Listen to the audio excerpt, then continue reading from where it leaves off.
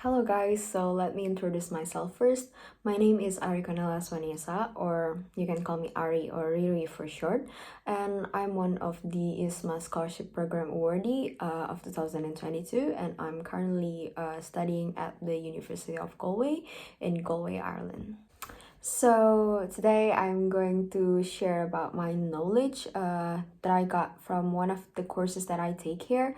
And the course is called Space, Place, and the Irish Landscape. So basically, this course, like its name, it teaches me about the landscape in Ireland, and also like in Northern Ireland, and kind of like a bit of the history of Ireland itself that contributes to the landscape of Ireland that we see nowadays. And I think before we learn or before I share about the workhouses itself, I'm going to tell you about the background of why there were like workhouses at the first place in Ireland. Okay, as a background starter, in the 19th century, or to be specific, in the 1837, a third of Ireland's population lived in a very poor condition. They only had potatoes as their main food, and also they did not have enough money to even like buy clothes and cover themselves.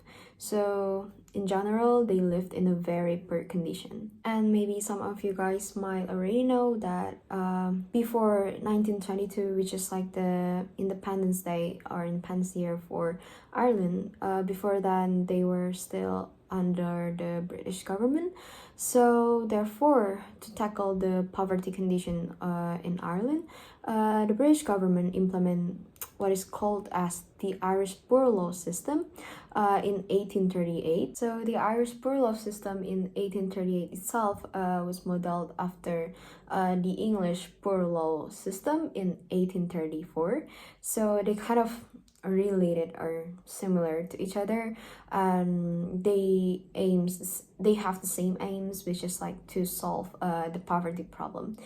And under that law system, there is something called poor relief system, and then under that system, then the workhouses got introduced.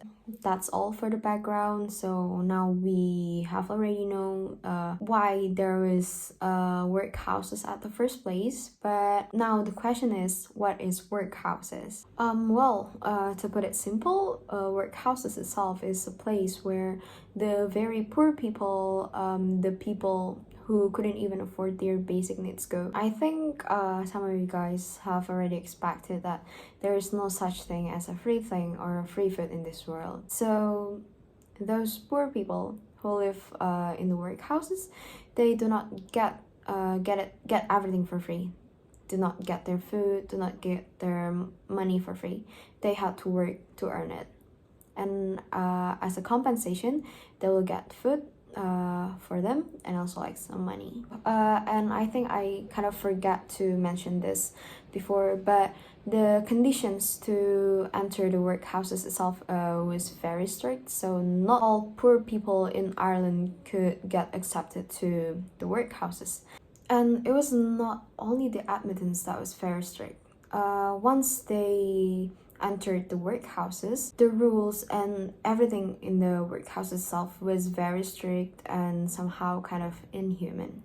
Okay, now I kind of have to read my notes to describe what was like to live in the workhouses.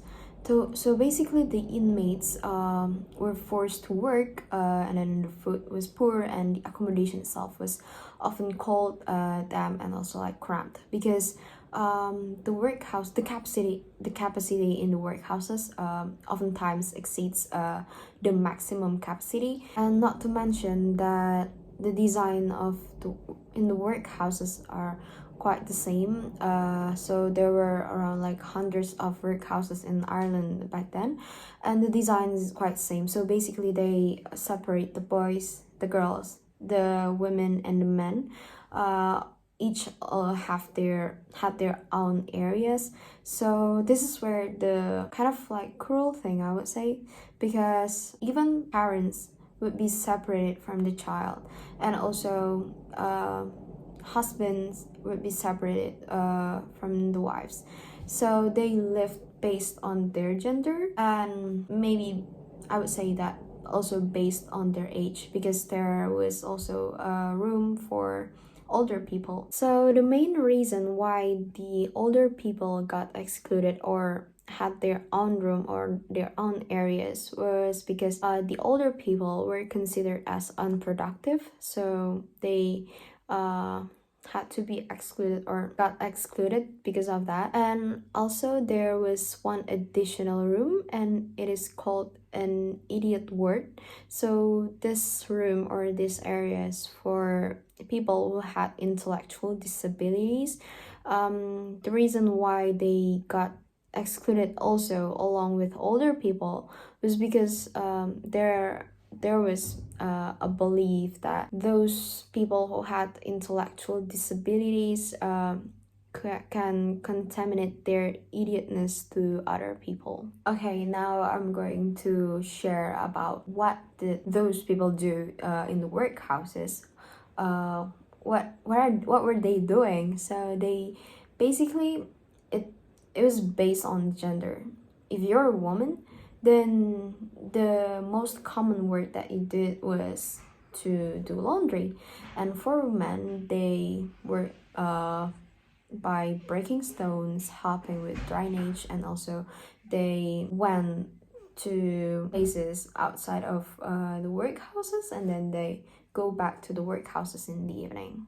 Well, they couldn't really had a resistance against the authorities in the workhouses, or maybe disobey the authorities in the workhouses because they would be sent to a disciplinary space or a resistance space.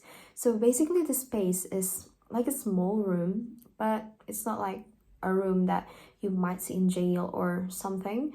This room is basically made of stone, and there is only like a bed, and it's not even like a bed. It was only like a stone, kind of like a stone higher than the floor, and it's for the bed, but it's made of stone, and they couldn't even go outside to maybe to go toilet because there was a very traditional toilet inside of the room. So yeah, they would be sent to that place, and of course it's not a nice place to spend your day or spend your life. Okay, I think that's all that I can share to you guys about the knowledge that I got from the space place and the Irish landscape course that I take here in the University of Galway. I hope all the information that I share is useful to you guys, and also might broaden your knowledge about the Irish history a bit. So okay, I think that's all for today. Bye bye.